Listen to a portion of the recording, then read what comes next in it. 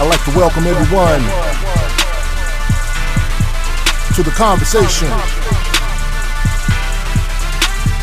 where we talk about everything Cowboys.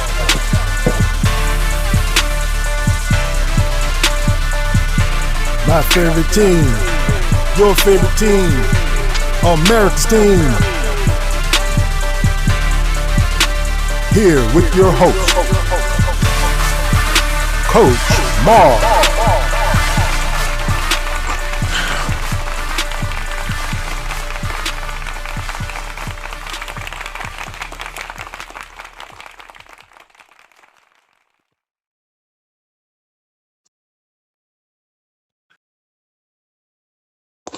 Cowboy Nation, how are you doing this afternoon, man? On this beautiful Wednesday afternoon, man. We want to come in and talk to you. We having a good time, man. We're getting ready for another week. Got another preseason game coming. We had a scrimmage with the Saints on. We had a scrimmage with the Saints on this past week four last, and now we're in the stages of now having a actual game with a preseason game with the Saints coming up on Friday. Friday should be our last of our preseason games. By Sunday there should be a cut down. We're in the second phase. We're in the last phase, the second phase of what we call training camp phase 2. There's a difference between phase 1 and phase 2. Phase 1, there is still some installs they're doing, but they should be close to being very at the end of installs. The phase 1 is we all together. We installing stuff in. We are putting the basics in. We getting to find out where we at with the fundamentals. We giving everybody a chance. We really trying to get our bodies back in tune to playing physical football. We're working on those things. We having scrimmages. We're going a little harder. We're going 2-hour practices. We're doing a lot. We're in a controlled environment. You know, some people say, "Oh, no, it's not really a controlled environment," but we in a controlled environment. Uh, we in a we in a controlled environment. We into a point where we are doing some things. We are putting things together. We are going and really trying to get all those things together. I know we got a guy that how you doing, sir, for coming into the tent. I don't debate sports. Um, I talk about sports and what I know. I really don't debate sports. I think that's the problem with sports these days that we get into a lot of debating. People start coming compromising what they really feel to try to win debates. Um, we have a discussion. We have different opinions. We base it off fact, but a lot of times debates get to the point where we just start saying stuff that we just saying that what we heard, or we just start talking stuff so we can try to win an argument. Uh, that's good for soap opera. That's the difference between Coach Marv Real Talk and a lot of other shows that you may run into. I, I very rarely would have a soap opera type of atmosphere or a reality type of atmosphere where everything is debate, everything is a showdown. Let me be right, you be wrong type stuff. If you're a Cowboy fan, we all trying to get to six. If you're not a Cowboy fan, um, your team has what what you're doing, and we never try to debate on that. We just have a give it an opinion of that. And that's how we work over here. A lot of other shows and a lot of other places, they like to debate. They like to go back and forth with the debate. And then in a lot of times I see where guys go back and forth in the debate, they compromise what they really are saying because they want to try to say something to get that one up on the next person. And sometimes they say stuff that they really don't really mean or really don't even uh, feel. But if it can score a point, then they say it and they go back and forth. And do we really get anything out of that? No, the fans get back and forth of what we call theater, but they don't get the essence of what it is. It's theater, and whoever to say the debate is supposed to have a winner at the end. How can we have a discussion and we always have to have a winner? So that's how we do with that, with to have when we talk about debates. Um, Coaches when they get together and they have discussions, they don't have debate. They have philosophy transfer, and they really talk philosophy. And I learned something from my one of my former coaches that got me started in the coaching that said, if you're trying to win an argument with another coach or another person in your team, are you trying to win? Is it important that you win, or is it important that we be better? And some people need to take that same philosophy when they in their marriages and their relationship. Is it important that you win or that we win? So that's where we go with that. So not to say anything, not to talk down to anybody, not to, but that's how I feel when we start talking about the debate category. So we in phase two. Phase two now. We back to Frisco. We're in phase two. There's a whole nother thing now. We have opened up the doors. Um, yeah, because I gave you a call. I called you yesterday. I left a message. So give me a holler back later on, man. Probably after this show, I get off the phone. I gave you a call and wanted to talk to you then. Right. So we're in phase two. Phase two. Phase two is where we at. Yeah, I understand who that is, but that's just people just talking. That's people that sometimes people that want to debate, they just want to be messy. They really don't. So we don't get into that type thing. So we're in phase two. Phase two is when we get into back to we're back to Frisco. A lot of my guys I work with on the talk um, they they're in Frisco. HCM, um,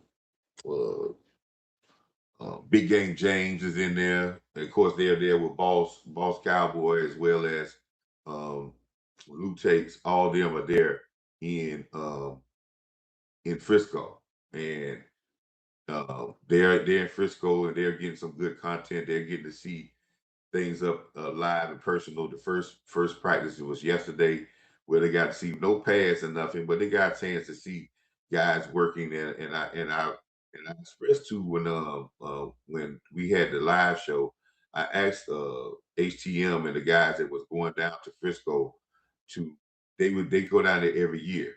So my question was, when they go down there this year, I wanted to know how they felt about the tempo of practice, because in the past years, they said the tempo when they got to the practice and they did do the hitting, it was kind of a not of a very physical tempo.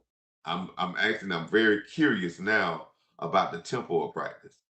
And when you start to see a certain style of play, like Schottenheimer keeps talking about, even Christian Parker keeps talking about a certain style of play, if you want to play that type of style of play, you have to have a certain tempo in practice. You got to have a certain tempo in practice. And I think I talked about this too, about you want to, it's almost like driving a car fast you don't want to have to gun your car. I mean, to gun yourself as a team, trying to raise up 4 or 5 levels to play a game. You want to be at a level where you just going up another level. You want to be able to stress your team so you know where their stress points is. I think I did a short one of these days. Yeah, they had padded practice today. I think I did a short with talking to Schottenheimer and said, Schottenheimer, know the temperature of your team. And sometimes I think I'm in that locker room somewhere because I can hear him in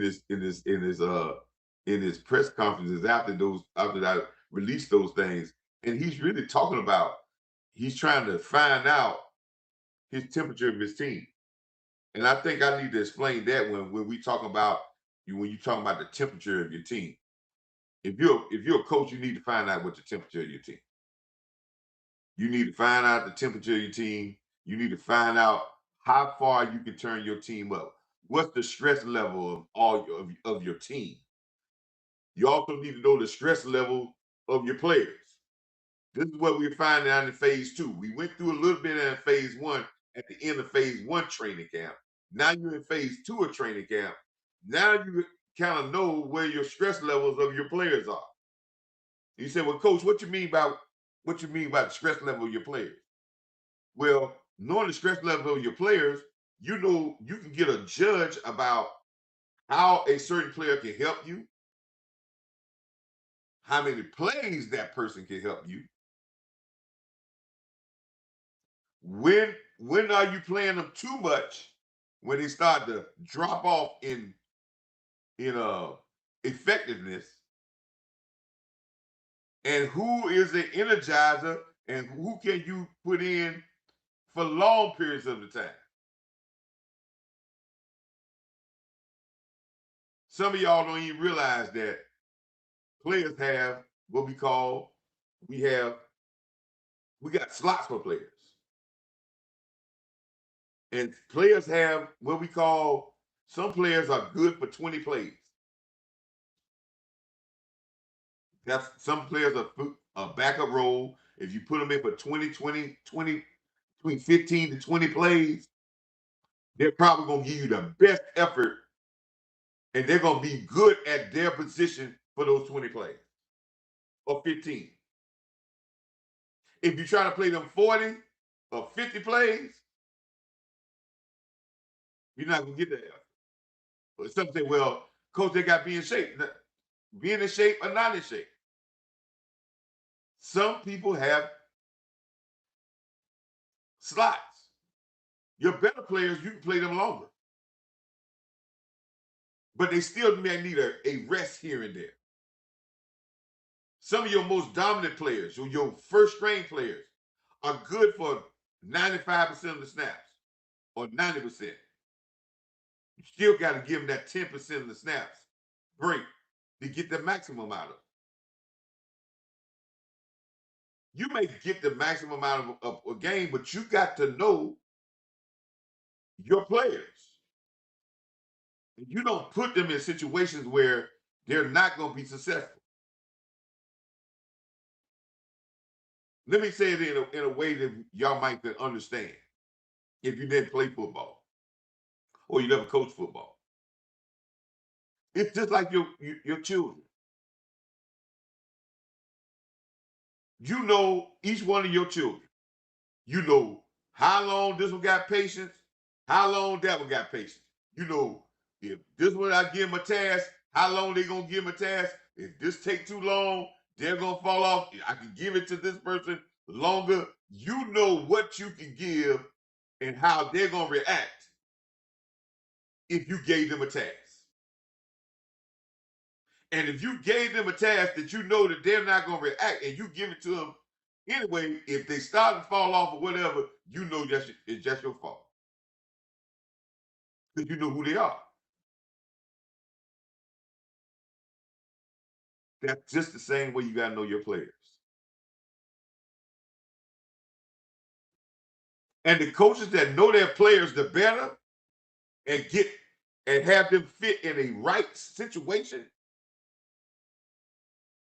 at the right time for the right length of time, get the best out of their team.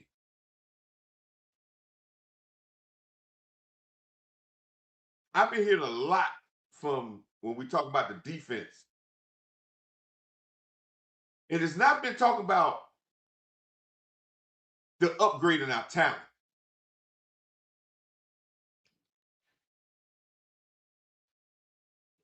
Coach Parker and the people at in Dallas said they're going to improve on this defense, just like I've been saying from the start with continuity, playing with confidence. See, continuity is learning the play style, getting familiar with each other, knowing what the defense wants. Then we're going to start playing with confidence. So we start playing with the style we want to play with. And then comes control. Once we get in control, we're going to be dictating the tempo. And what we said that he keeps saying we're going to do this. Just like Law Nation said the other day in a post. And I've been expressing this for the longest. Continuity, confidence, control, all that is playing together.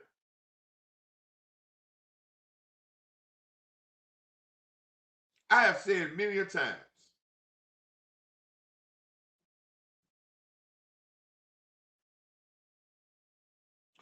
if there's no buy-in, you cannot defend.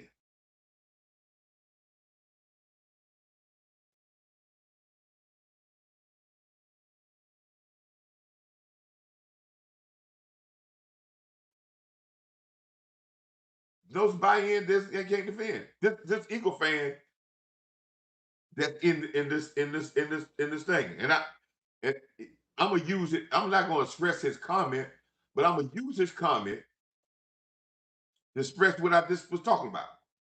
Thank you so much, sir, for coming in. I respect you, man, with your team. But he said, "Go Birds." So he said he respect the game. He respect real football talk. So he's gonna be able to echo what I'm about to say right here. If your team not bought in, I don't care how your talent is, it's gonna fall apart. 2 years ago, 2 years ago, the year before they won the Super Bowl, they had dissension in Eagle Town. They had dissension in Eagle Town. They was disarray with the defensive coordinators, the offensive coordinator was in, and they were talented. But you couldn't tell on the field. The last 7 games they lost, and they couldn't stop a nosebleed. Because what happened was they had talent, but there was no buy-in no more. There was no continuity no more. Because you start changing coordinators. They had no confidence at the defense at all, and they couldn't control the situation. And they got run out the playoffs. Come in the next year, Fangio comes there, they settle everything down.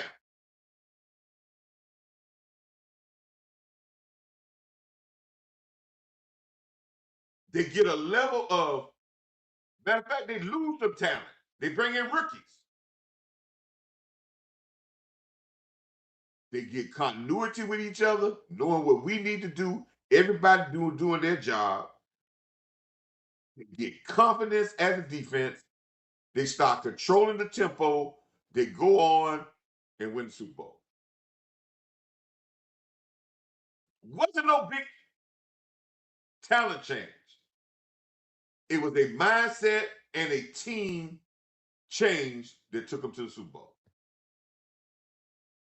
Now he's an Eagle fan. He can tell you if he's a true Eagle fan and been around his team long enough, he understands what I was saying just now. And it's a prime example all the time in the NFL and in sports altogether. When you can have talent and it don't play together, it's not in sync. Everybody's not doing their role. It falls apart. And Shotty has said this from day one. I want a teacher. I want somebody to bring this team together. He felt that Matt Eberflus was distant from his team. His assistant coaches didn't have a teaching atmosphere.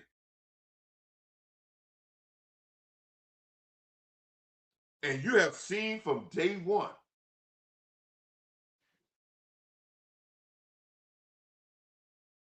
that Parker has been no nonsense, and he's wanted smart guys, and he wanted to teach them their craft. And you hear that over and over and over again. Because a young person, when you are hard on them, but you teach them why they're doing this, and you teach them why they're getting better, why you doing this. Young people want knowledge, man. When they get knowledge, they respect you. If you're just barking at them, they don't respect you. If you're trying to hold the knowledge, they don't respect you. And what did I say, been saying for the longest? The most important thing is that your players trust and respect you at first. Damn all that love and like. Forget me trying to impress guys and get them to like you.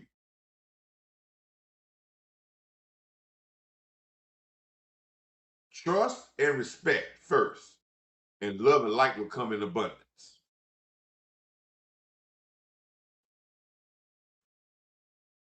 So in phase two, we should now start to know our players, because there's a couple of things we need to do, but you kind of already know what your 53 gonna be, your roster gonna be. Now I wish I was smart enough. See, I'm an old high school coach, so I ain't never had we ain't had no injury reserve and all that stuff. Anybody who made the team. And my school I coached at, we was undermanned anyway. So I wish I was abreast of to this thing of uh roster manipulation that all the teams are doing. Don't they think the Cowboys just the smartest team in the world doing it? The Eagles, the Washington team, the Giants, the Raiders, everybody is doing what we call roster manipulation now.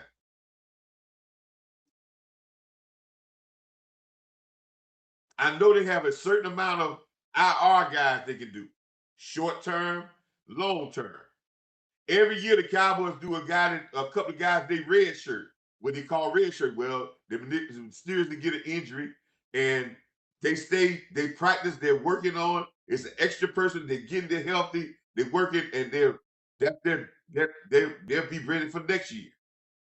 There's probably some guys in your draft pick that you're gonna probably do that for next year, because you haven't really given them a chance to really show you what they got. Now you got a veteran laden team. Some of y'all think that you get draft picks in that they're gonna have front line and you're gonna be able to see exactly everything they got. No, not, you're not gonna get a receiver at this the guy we drafted in the 7th round, which I think got a lot of juice. I like him because I can see his juice, I can see his speed. But we talking about he's gonna come up with all these other guys.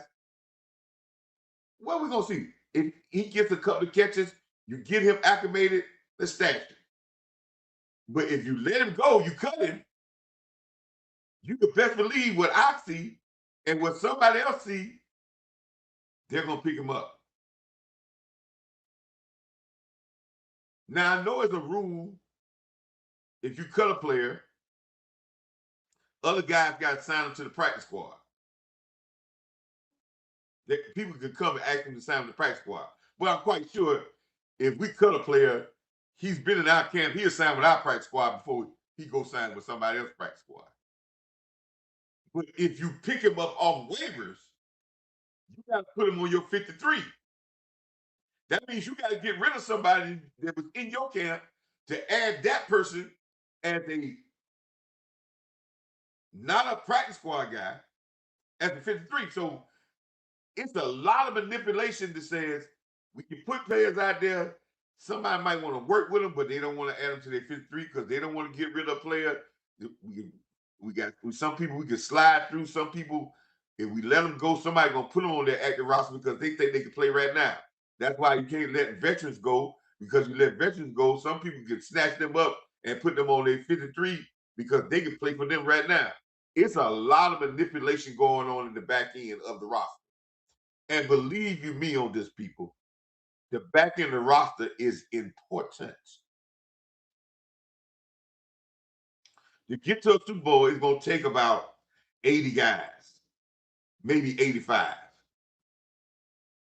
That's your 53 of the initial, your practice squad guys, and the transactions you're going to be doing all year, about maybe roughly about 10 to 15 players, and some people that's going out because people got hurt. But it's going to take that amount of players to get you through a season. And it's important. So while we're in phase 2, we already know what's going on. Now they're really front office meetings. It's a lot of thought, because not only we're worried about our guys that we got on team, we're scouting other guys. We might be in Eagles camp. We might have scouts at Eagles camp saying, "Oh man, they got a tight end that they might be cutting. We like that guy. We like them coming out of college.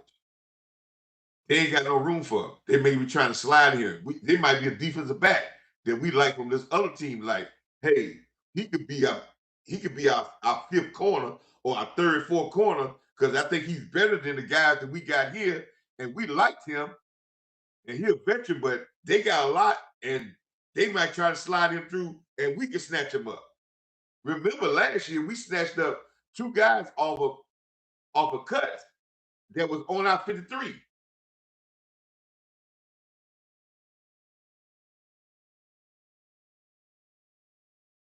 So not only we thinking about our guys, we got our eyes on other people guys.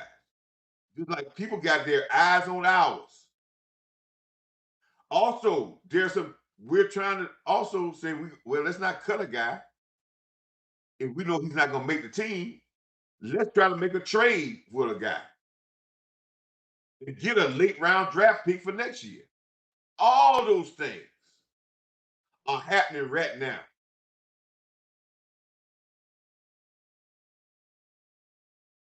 There's a lot of stuff going on right now that people don't know, but they're working behind the scenes in what we call roster manipulation. So when we start talking about, oh, Jerry them ain't doing nothing, Will McClay and Steven, they ain't doing, man, listen here, man. It, I can't tell you, but it takes it. Listen, it takes something. And listen, you're not gonna always be right. See, that's the thing about Cowboy fans. If we draft a guy, I don't care if we draft a guy and he could be Mr. Irrelevant. We expect that he's supposed to be an all-star. And if we end up cutting him, we be like, oh man, you see that bad pick? 7 round picks, man. If you can get a 7 round pick to make the team, because out of 7 round picks, probably less than 30% make teams. So if you get a guy, he makes a team, if he ever become a starter for you or gives you good backup play, that's a hell of a pick. When you get an undrafted free agent and he becomes on your roster, and then he becomes a starter, you know your scouts. That's like 5 stars to your scouting. Matter of fact, that's better than getting a guy that's a Pro Bowler, a first-round draft pick. Everybody knew the first-round draft pick was gonna be good, but who found a guy that was an undrafted free agent and he became a starter, a quality starter for you in the NFL? Who knew about that? Everybody passed on. And the Cowboys have gotten some very good guys that was undrafted guys that be some very good football players. Check out history. Tony Romo was one.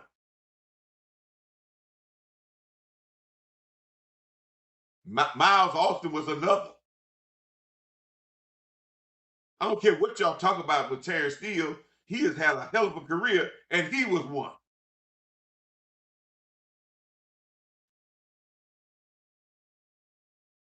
Nate Newton was drafted and cut, and we brought him off the cut heap.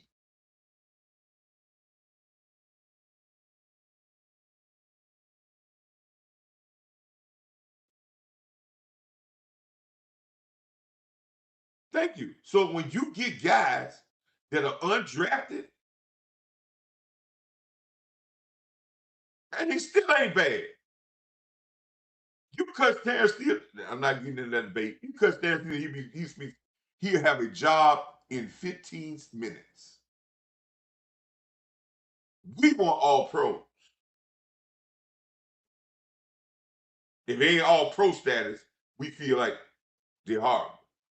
He give up 6 sacks, 7 sacks, and he played more snaps than anybody. And we say, oh, he's horrible.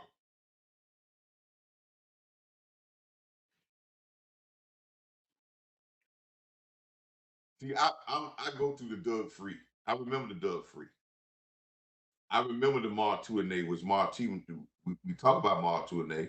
Marv Tournay was good, but he wasn't great. We talk about the team that the Great Wall that gave up 11 sacks in a year in the game. Yeah, but they played through it. It wasn't the individuals that made the Great Wall. Because remember, the Great Wall was before Larry Allen. So when you look at the Great Wall, the first original Great Wall that won 2 championships back to back was before Larry Allen. So when you look at the Great Wall, the first Great Wall, when you talk about offensive linemen, none of them in the Hall of Fame.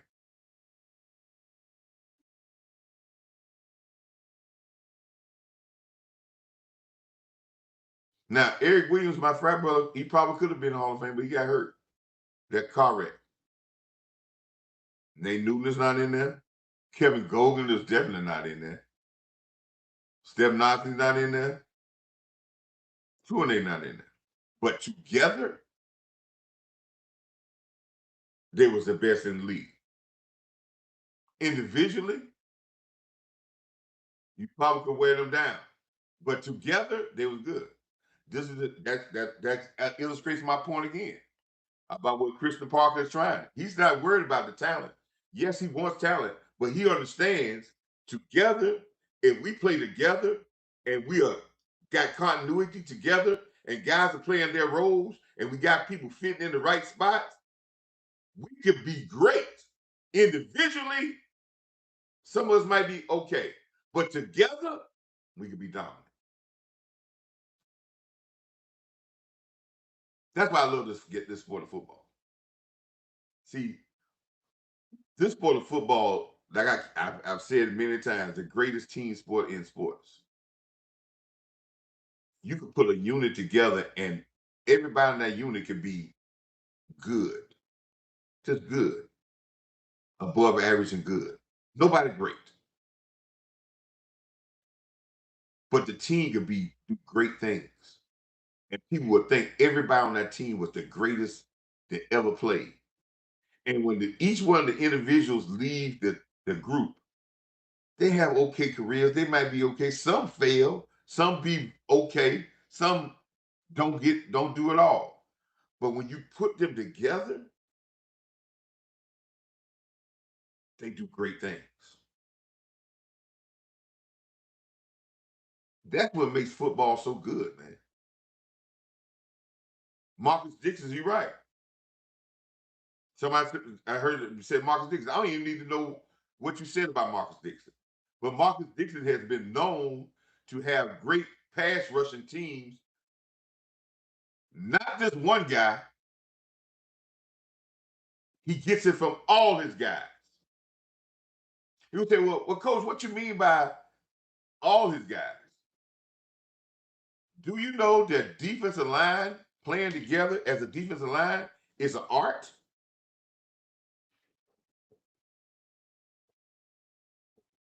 The greatest defensive lines is because they knew how to play together and they knew their roles.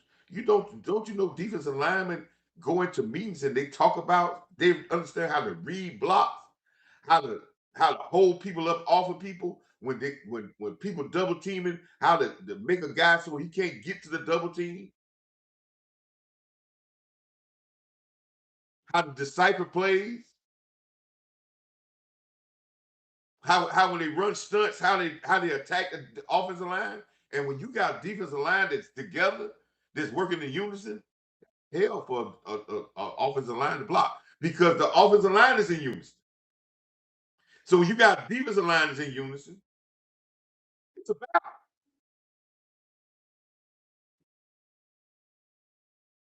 But if you get guys that's on their own basis and a bunch of guys on their own separate basis,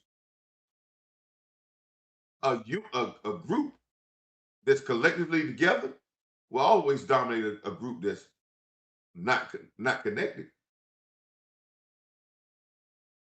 And the group that's not connected could probably have more talent.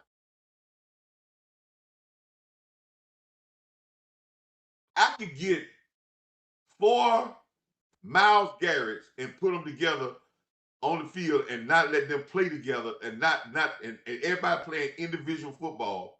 And I could take a good offensive line and block them all over the field.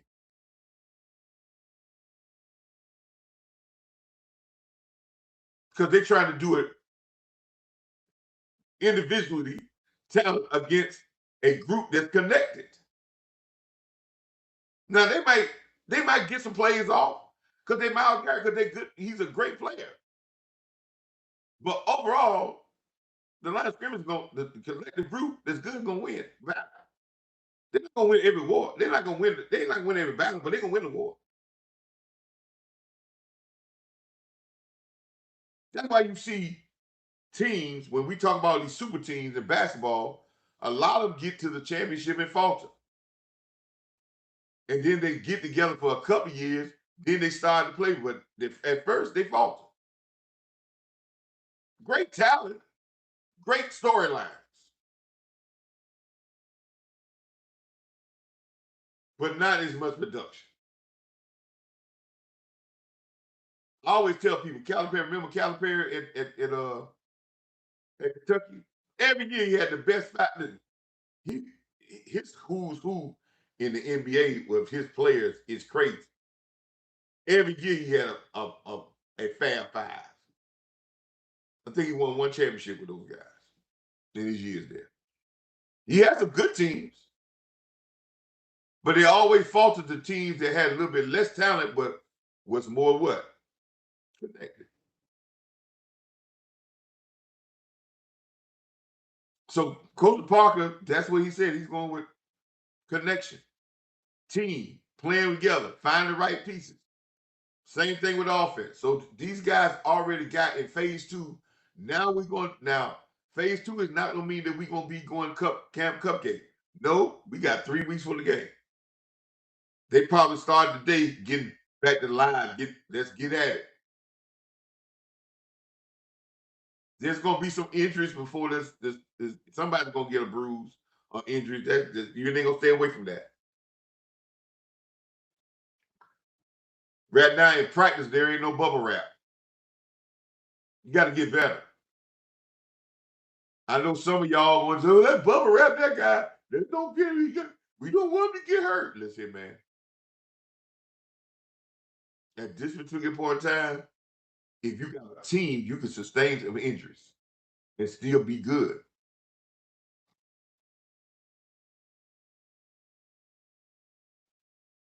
Now, if you ain't no good team, you need everybody healthy because you got to be perfect. That's just to be competitive. Now, I don't mean you're going to win, but just to be competitive, you got to be perfect.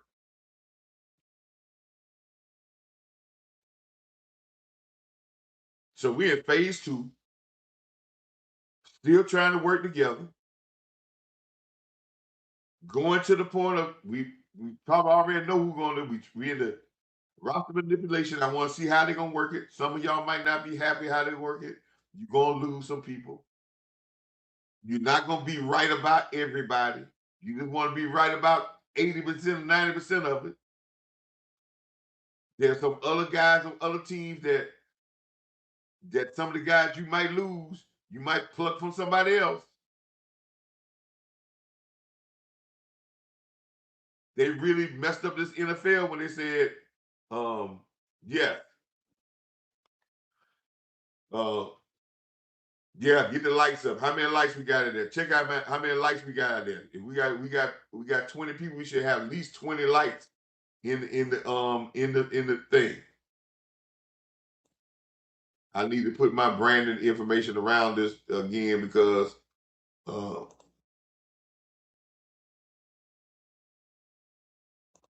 we want to make sure like and subscribe. Please like and subscribe. News, like and subscribe.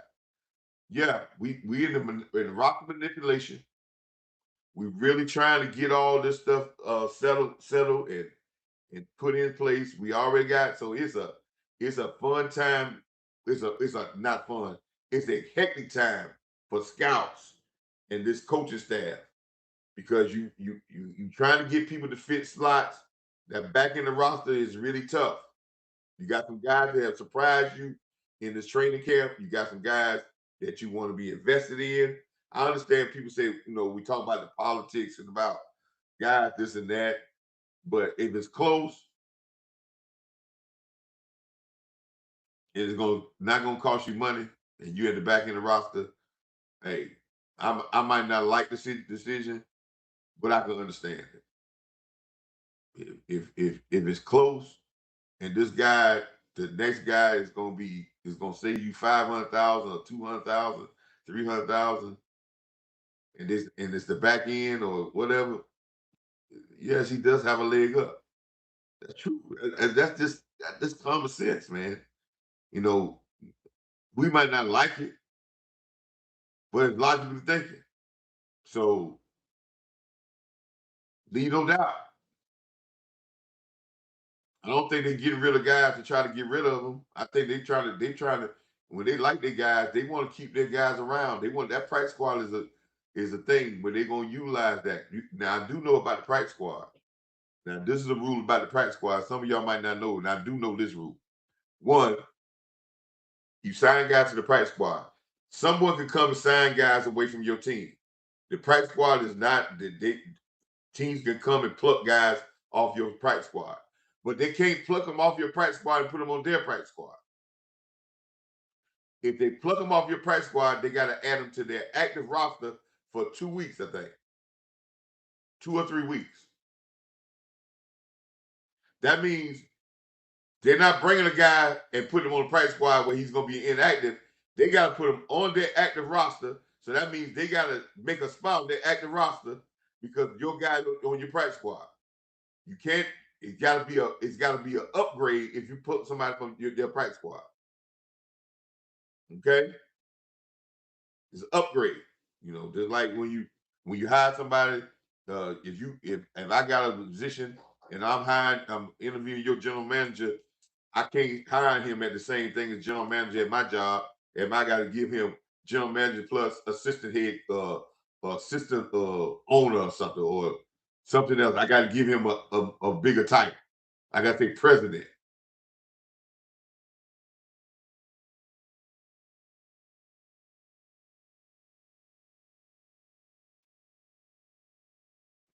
Also, the other rule about the practice squad, you could activate somebody from the practice squad during the season, but I think after the third after you activate them 3 times, if you activate them again, you got to sign them to you got to sign them to the 53. Now they got to be an official part of your roster. You can't go back, can't yo-yo them no more than 3 times. So you can sign them, activate them 1 week, deactivate them back to the practice squad. The next week you can bring them back up, then deactivate them to the practice squad. Then the next week you can bring them back up and deactivate. If you bring them back up again, Now you got to put them on the roster. They can't go back to the practice squad.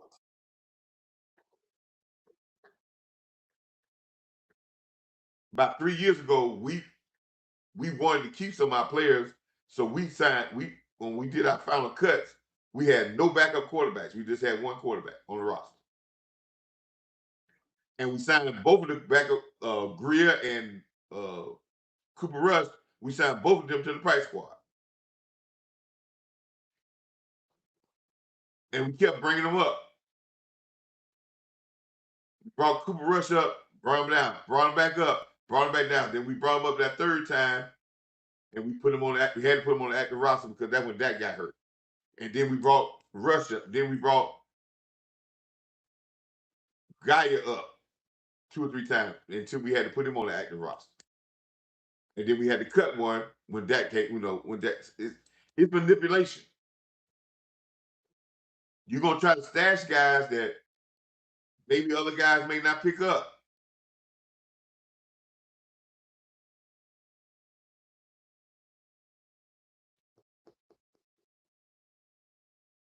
And you don't want to stash guys that you drafted on practice squad. You want to find a way to keep them on the active but not active roster where they kind of redshirt them. Maybe on the IR, which is you can put them on your roster but not as a practice squad guy. Because you don't want to put them on the practice squad because guess what? They free game. You put that wide receiver on the practice squad. You say, well, coach, he on the practice squad. He free game. He ain't been showing up. You got a team to go out there right now and sign him and put him on the active roster. Use him on special teams. Because their roster is already limited. They'll put him on there, and then they start seeing good stuff out of him. Then they'll stash it. And you lost it.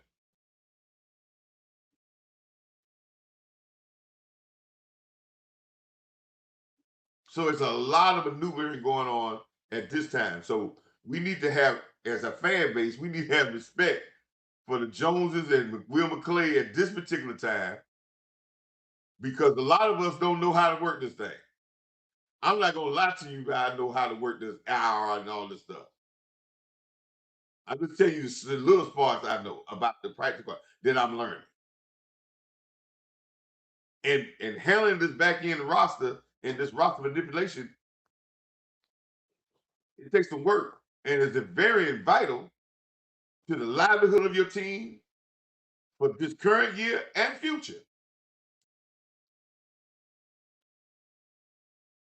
We have let some people go that turn out to be all pros other places.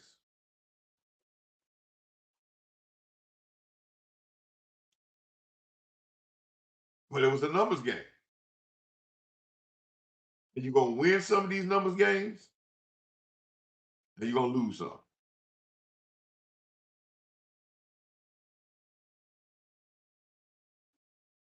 So we're in the second phase of training camp. There was a story on Twitter. Let me pull up this because I like to give my post on Twitter that I because I know some of y'all follow me on Twitter, and when I do a post on Twitter, I like for people to know what I'm posting. I like people to know um, when I post something on Twitter. I like for people to understand why I posted a certain thing because I think I try to want to make sure my posts are very informative because I don't post all the time. Some of these people out here post every 5 minutes. They just stay on Twitter constantly. Yeah, Chavez Ward. Yeah, right. Yeah, there's a lot of guys, man. That hey, you know, sometimes we make bad evaluations. Sometimes we think it's close and it's about a money thing with another guy, and if we think it's close and we let the wrong person go, it happens, But we judge here like our fan base feel like you can't never make a mistake. If you make a mistake, then you trying to, it's like somebody say, if you make a mistake, then you trying to hurt us. You know, I had a friend of mine like that, man. Anytime something went wrong or you said something wrong or went something wrong, they take it like, dog, you trying to hurt them, man. Hey, I made a mistake. Damn. So that, it happens, but you want to win on most of these. All right. Throw me a thumbs up in the chat if y'all can see um my Twitter post, be on the Twitter thing. Throw a thumbs up in the chat if you can see the Twitter post. It should come up on the screen. This is my Twitter post. Throw a thumbs up in the chat if you can see the Twitter post. This is my Twitter post from, I think it was yesterday. Yeah, yesterday. And this was based off a post that I was referring to. Boss Cowboy made a post about Lou Takes. Lou Takes. Lou Takes did a let me get his post because I want to make sure that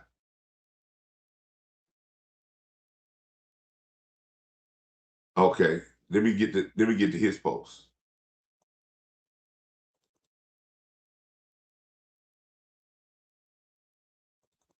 You won't let me open that?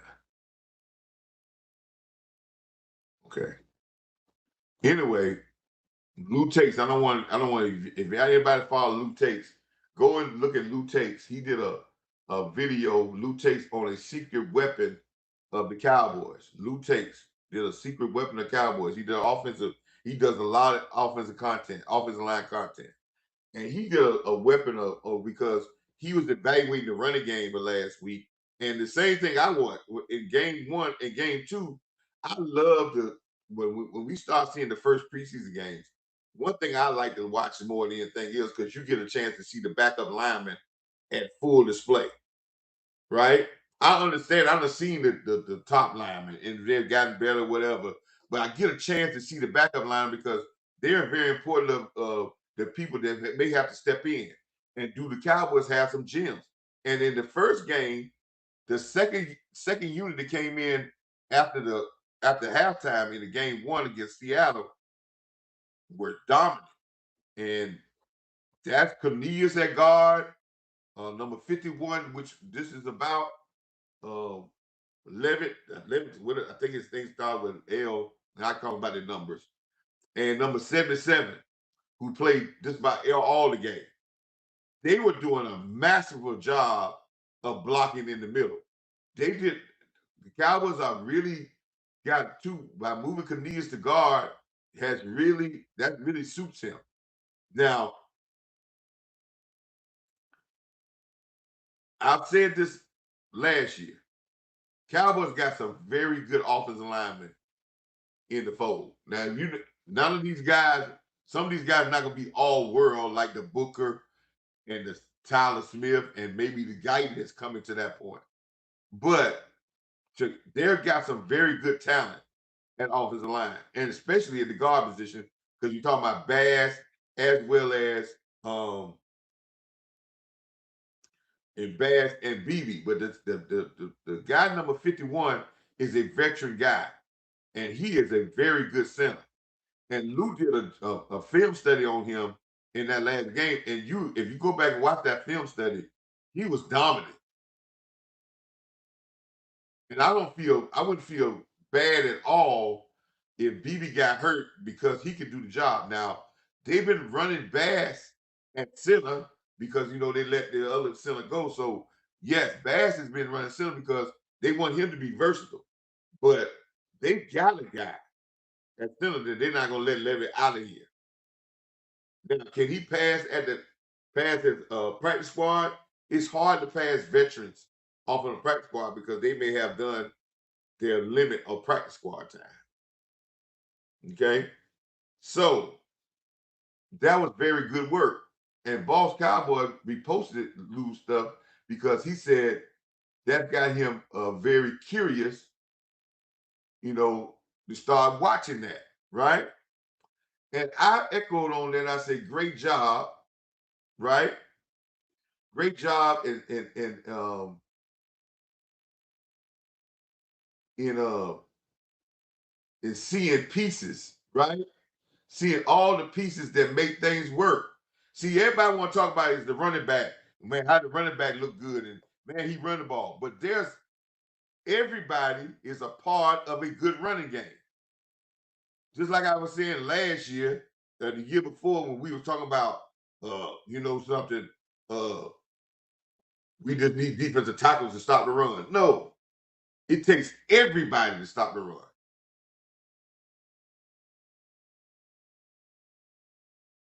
Just like it takes everybody to have a sound running game. If everybody's not investing in running the ball or investing in stopping the run, it's not going to work. You can have receivers that say, we're not going to block. You have defensive backs shut run down every time. You can have tight ends that say, well, we're not going to block. Your front, your guard, center, and tackle do their job, and the play gets blown up in the backfield or 2-yard game.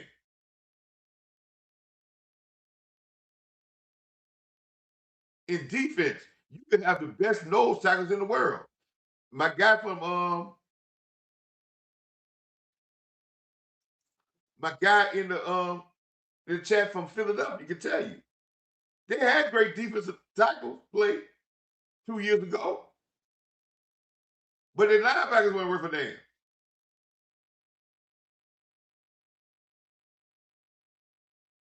It takes everybody it takes a whole unit dedicated, bought in to be a good running football team. It takes a whole unit bought in to be a good defensive run defense.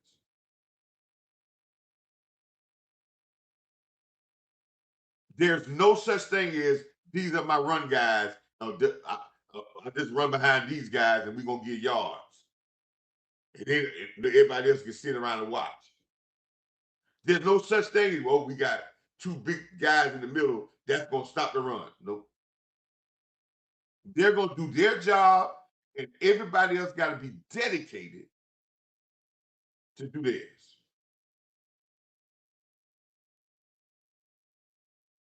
So I said, yes, that's a good thing for you to find out, how things work.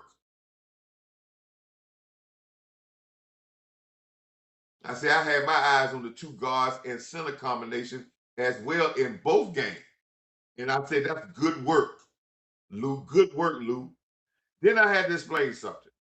And then some people, understood what I was saying. This is again about roster manipulation. I said this also can mean that Bass and BB, your starting center, and your number one backup center right now, and your number one backup swing guard, whose contract is running out after this year, both of them. This could mean that Bass and BB may not be extended. No. Because one of these guys can take over the swing guard position, these two guys, and then we got a guy that can take over the backup center role, and their contracts are starting over from now. Yeah. And I said, listen, before all y'all start going crazy and start saying I'm trying to replace them now. Nope, I'm not. I'm not trying to place BB and Bass right now. They are important to this season. But the Cowboys can't play everybody top salary. They can't sign every free agent at top salary. And these guys might be replacements. Listen to what I said here. They might be replacements, and what they're doing is they're seeing that they can play the same play style as BB and Bass, right? And they can get production the same and also get production from them at less. If you can get the same production and the same play style at less money, guess what you do? Right. But still yet, if you don't like BB, nothing. Wait a minute, hold up. BB came in, he got 4 years. BB wasn't the first round draft pick. So he in year, ain't this year 3 for him? Yeah. So next year is year 4. Yeah. Next year, last year. So that's when he's looking for a extension.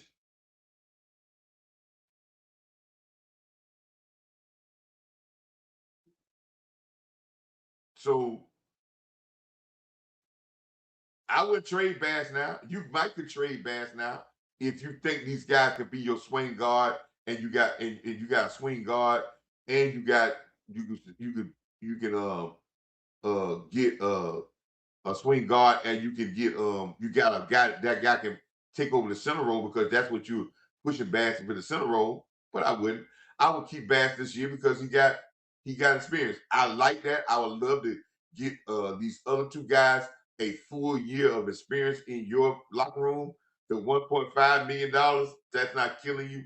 That's it. And if you keep that guy, fine, you can move on from him then afterwards. No, I would. There's no reason to get rid of him now, because I'm gonna keep the same amount of line. And if I can go with an experienced guy, if I get a guy hurt, I'd rather do that in this type of season, and then give these other guys one more year of good experience at a top level, like Craig and uh uh Christian, because Christian had a red shirt year last year. I don't think Bass has no sign to be out of here. Might be wrong with that, but I wouldn't. There's really no need. It's not really saving no money, and I can keep these other guys anyway. So, but moving forward, I know Bass is at his. I think he's at his in his contract as well. Moving forward, we got. Listen, you always gotta have, when you talking about your less. You always gotta have that second plan. I've told somebody on one of, I think I said this on the other show. Y'all can talk about Cam Brown, love it. Y'all can talk about Florida is going to have an outstanding season this year. Y'all can talk about Cam Brown, y'all do Florida, all that. Y'all can talk all that. Florida may have a very good year where y'all gonna be very impressed by Florida. But if somehow we sign uh Pickens to a long-term deal, and we have CD Lamb here in the long-term deal, let me tell you something.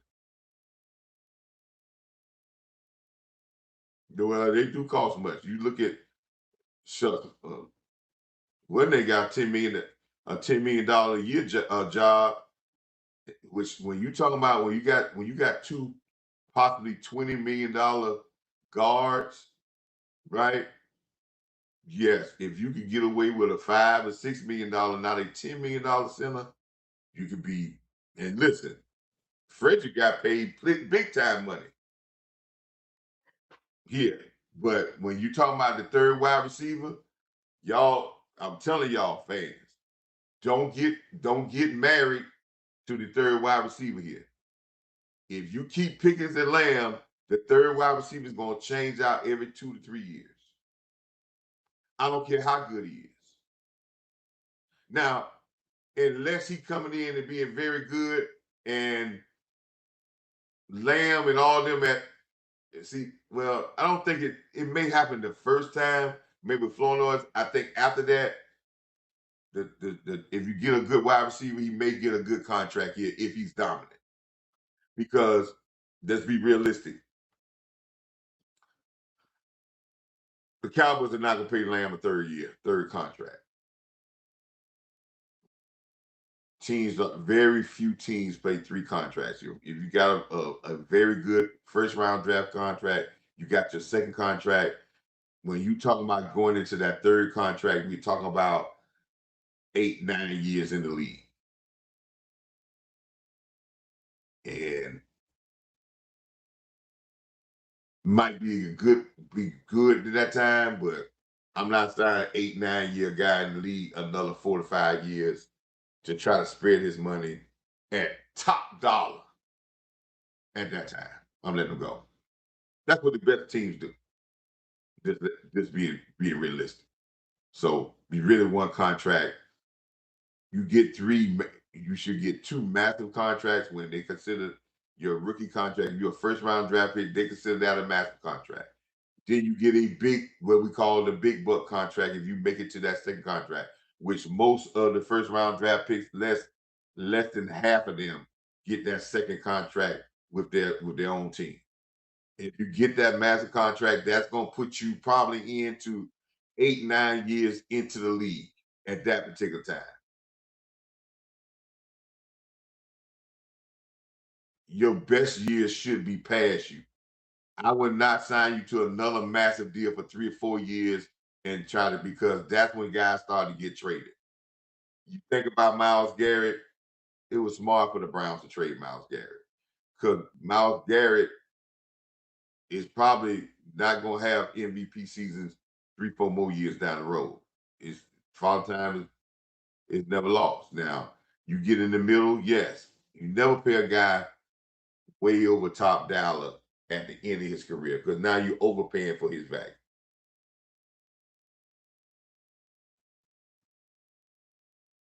Yeah, all the contracts gonna be good. If Guyton starts as a tackle in this league and he starts and he plays okay well, and if the team wins, yeah, it's gonna get paid big money. It's don't even if he plays okay and the team wins, it's gonna get magnified. That's why I keep trying to tell people. Uh, People be worried about your own individual thing. What you should be worried about the team. Team win a Super Bowl. Some guys get paid because and if you really look at them, they were very mediocre. But people say that they were great because the team won, and they're magnified it, and especially in Dallas. Now you're gonna be able to again, like I always said, Dallas would be in the driver's seat if they was to win something really big this year. Yeah, they'd be in the driver's seat because they're still gonna pay very good money to for players, but they probably be in the driver's seat. But I don't think y'all. They said something a couple years ago, and a lot of y'all didn't pick up on this. They talked about the Cowboys have a big board. They got a big, massive board in their facility, and it's got stuff spread out for almost 10 years about players that they got, when their contracts coming up, with their projections of what their contracts will be in there. Millionaire people, billionaire people do not plan, do not have plans for next year. Let me say that again. Millionaire, billionaire people, uh, they already talking about stuff 5, 6, 7, 8 years from now. Some when they go into a project, they'll talk about where it's going to be 20 years from now. When they went into and bought Frisco and put the Jerry World in Frisco and South Carolina, they had whatever's in Frisco right now. That was already projected 10 years prior before they even start buying the land.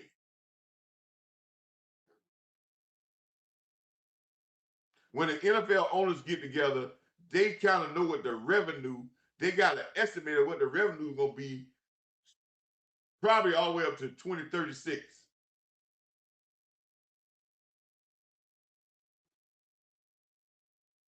They don't come in and start talking about what's going to happen next year.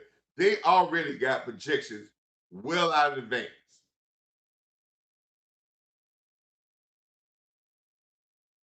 So the Cowboys staggered their their pay stuff. Michael Parsons moved their pay stuff up, so they went and signed Tyler Smith. If you think about it, their first round draft picks are after each other.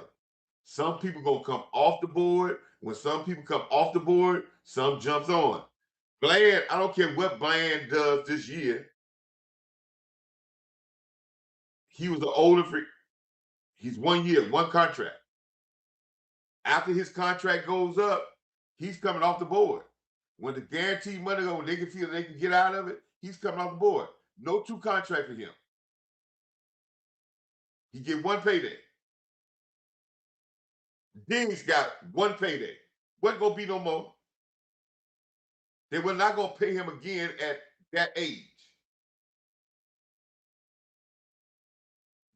DeMarcus Lawrence got a big payday, and then every other contract he got was downscale. Was good, but downscale.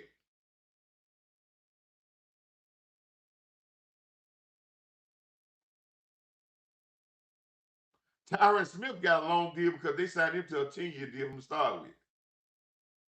And then they just kept adding to it. Zach Martin was on a 6 or 7 year deal. That's when they were doing 6 or 7 year deals and longer deals. But now they're doing 4-year deals. Yes, quarterbacks get 2 or 3 years, 2 or 3 big deals. That's the position. Every other position, you ain't gonna see that. So after your rookie contract, if you get a nice contract after that, most times in Dallas, you're not getting another one. That's it.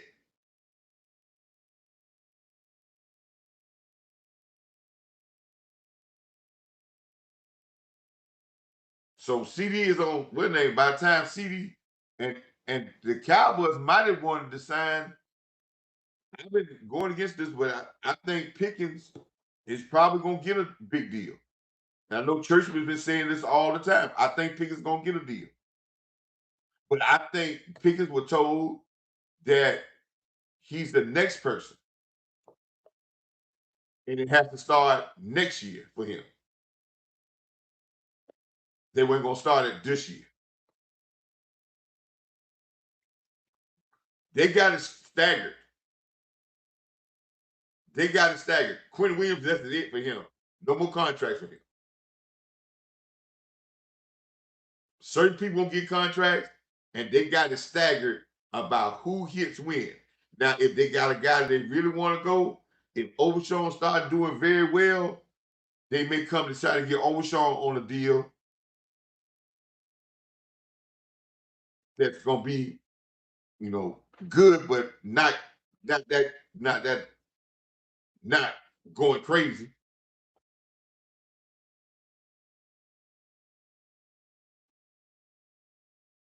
But they like to start the time frame over. And they are very good at staggering their deals. But they can't give everybody. So you got to pick some of those days. There is good football teams do this. The Kansas City model. Y'all hear me say talking about Kansas City again. Kansas City got a model. Let me get this off the screen.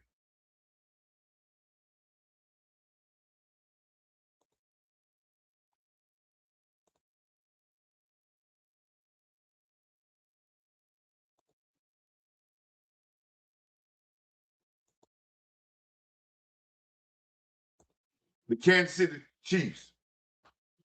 Anybody out there know about the Kansas City Chiefs? They got a model.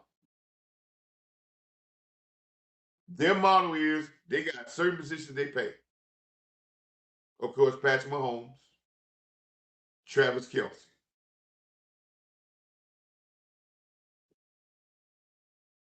Uh, Hill, they had a certain amount of money that they wanted to pay big money for wide receivers.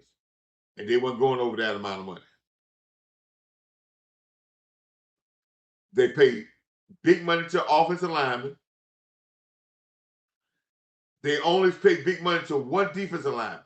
Everybody else, after their 4 years, they try to get somebody else, but they're gone. They pay one major linebacker. They don't pay no big time secondary guys. Think about it. So they'll have some great secondary guys. Sharavis Ward, the guy the one all pro they traded to the Titans. They traded two of their defensive backs who was all pro to the Rams this past year. They don't pay no defensive backs second contracts.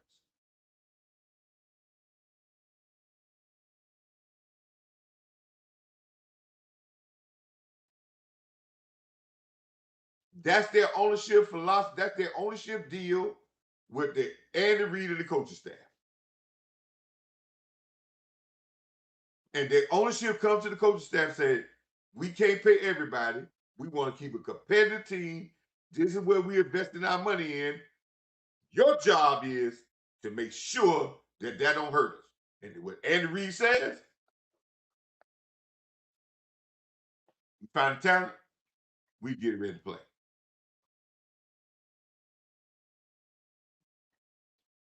And that's what they have done. To a very good level. And their fan base shuts the hell up and let them do what they say they're going to do.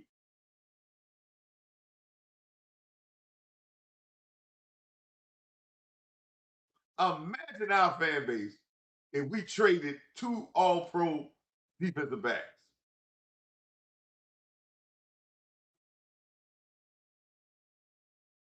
Imagine our fan base, we said we let Tyreek Hill walk out the door and trade him.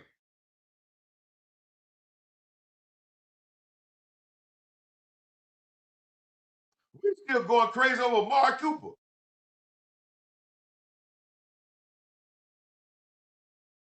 And I like Marv Cooper, but he ain't no damn Tyreek Hill.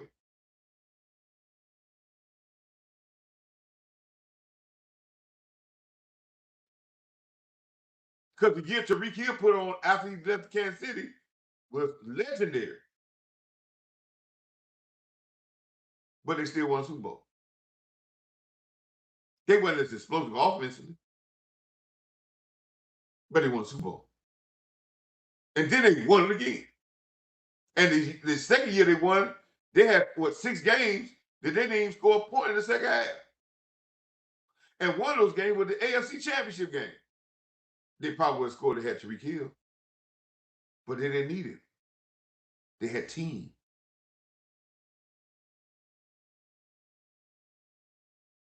Y'all think y'all can take that?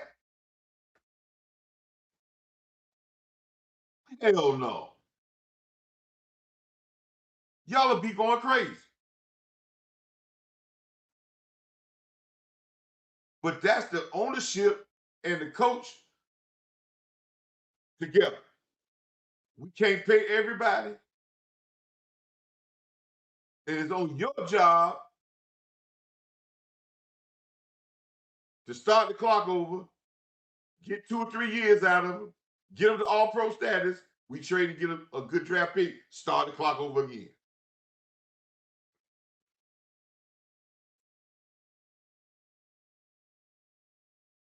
And you do it that way, if it's a guy that you said during the season that you want that might cost about $5 or $6 million, guess what your ownership say? Oh, we ain't got no problem, go get it. Because we know you saving us money. So when you want something extra, we going to get it. But it's a different story when your coach keep asking for more and more and more and more, and he ain't got no. He can. I need the frontline guys in every position.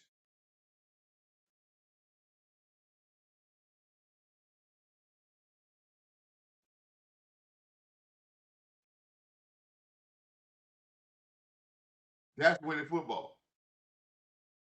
Everywhere you ain't gonna have the best. That's winning factory business. You ain't gonna have the best machine in every place. Some of them gonna be some of that machine that been here for 30 years. And they got duct tape on it. But they get everything out of it. That machine running just as good as some of the brand new machines. But they ain't getting rid of it because it's still producing. The guys machine operator know how to make that machine come. And they paying him a good penny because he can make that because we ain't got to spend no $400,000 to get a brand new machine. We can spend that money on that other machine we need over there that's going to help us, but we can't spend it on all of them. That's how you make money. And these guys got stuff planned out for years.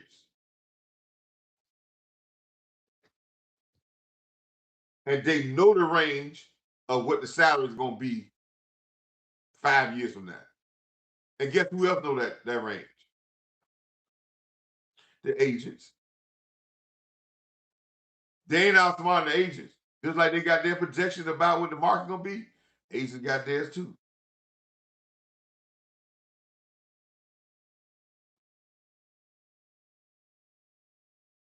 So all this works together, man. There's no really need for me to talk about football on X's and O's because we ain't seen no X's and O's. We just seen we are seeing nothing special about what they're doing special. A lot of the stuff they're doing is basic stuff and execution of basic plays. After this week, we'll start then game planning for the Giants. Then you'll start to see an install of game plan stuff. Your tricks, your stuff when we get our roster.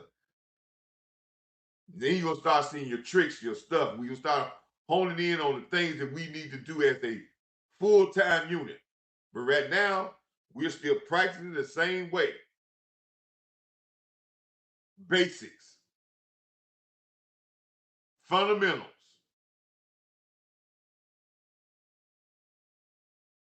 Next week, we start locking in on preparation. Recap. Second phase. Getting to know our players, knowing the temperature of our players, knowing who can help us where and how long. That's important. Following our content creators that's down in Frisco, because a lot of content creators come down to Frisco at the beginning of the second phase of training camp. They're going to be giving out some good information from Frisco, where they can lay their eyes and they're not depending on the other guys down in the camp eyes. They're getting to see it themselves.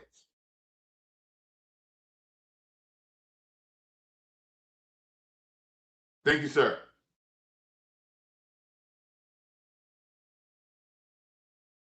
The other part, we're in what we call the biggest front office and administrative thing going on of the year. Roster manipulation.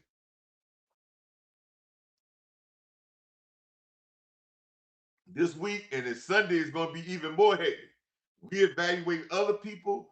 We got our eyes on some other people. If we lose this person, we got an eye on this person because we lose this place, we can get this guy.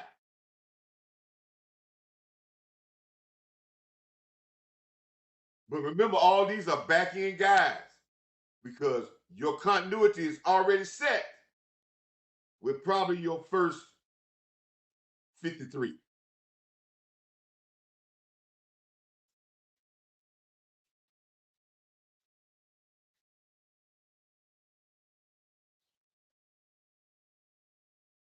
Understanding that the other thing is understanding that Coach Parker, Schottenheimer, intellect, locking in a smart football team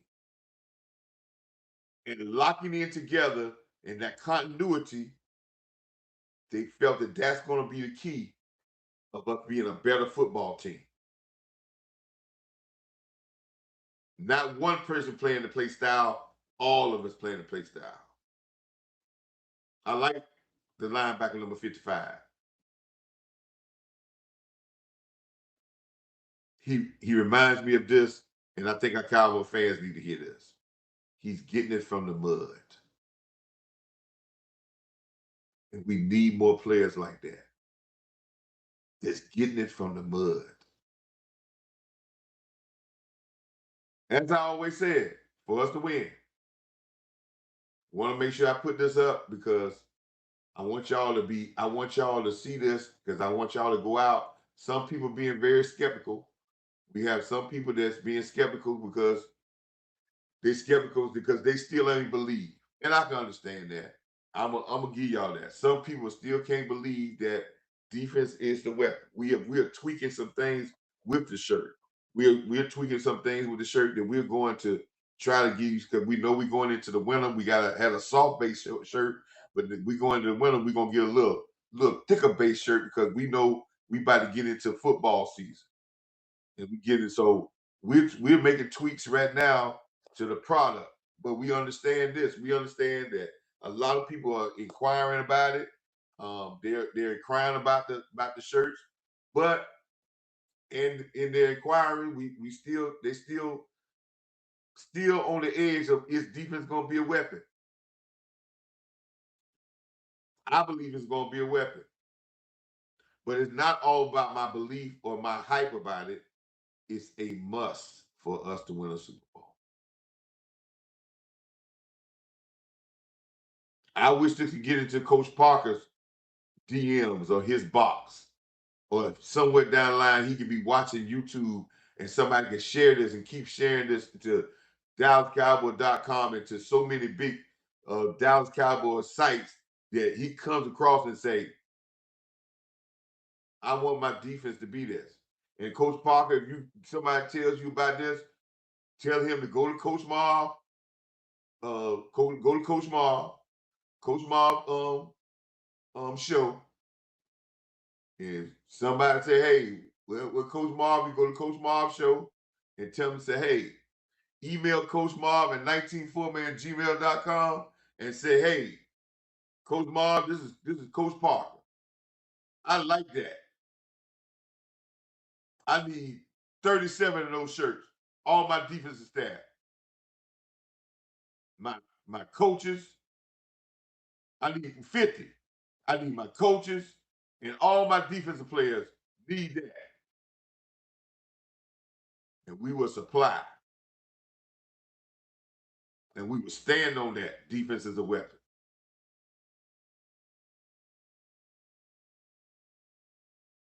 And we'll win a Super Bowl.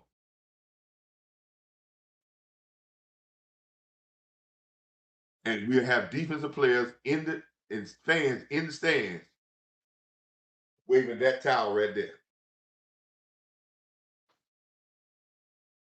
As our defense turns people over and dominates the game.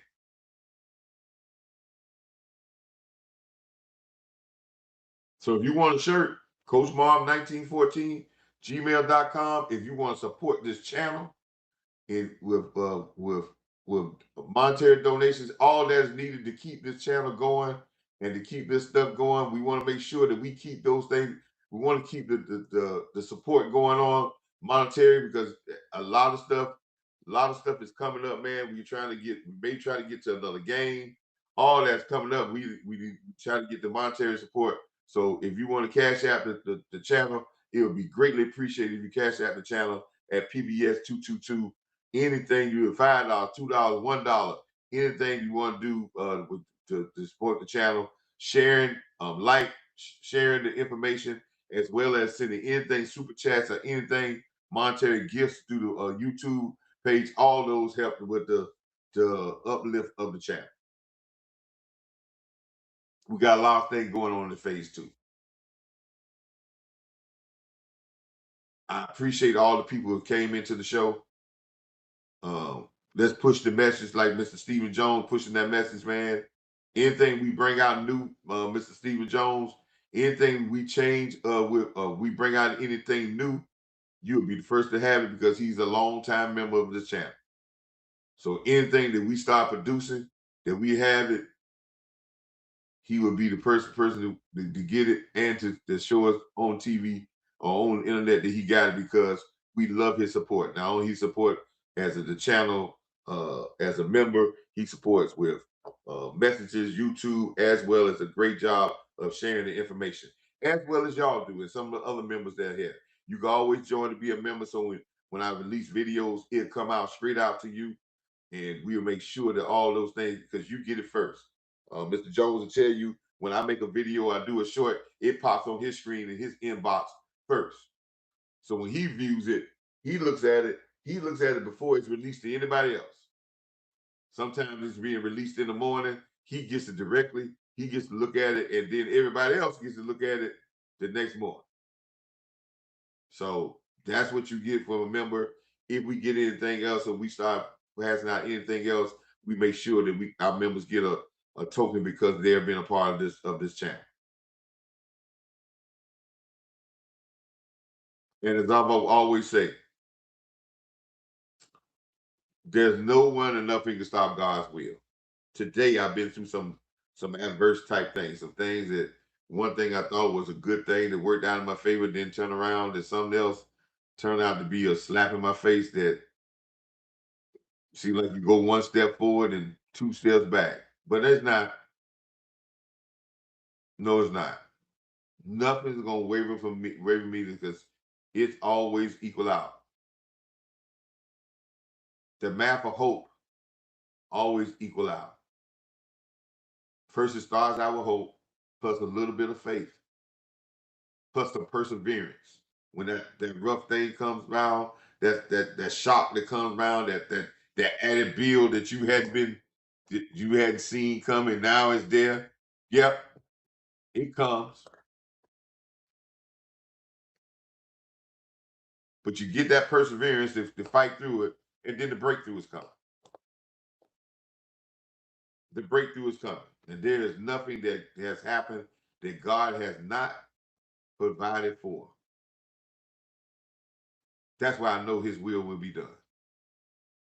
And I understand, as I always say at this time, man, we need to be very cautious and have a discerning spirit.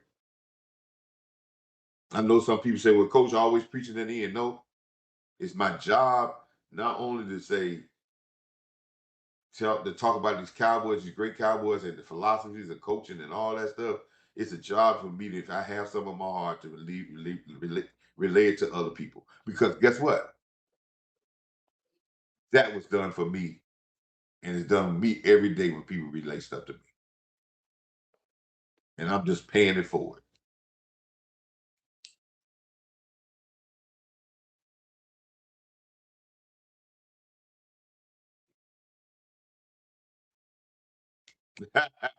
Yep, the barber shop. I wear my shirt at the barber shop too.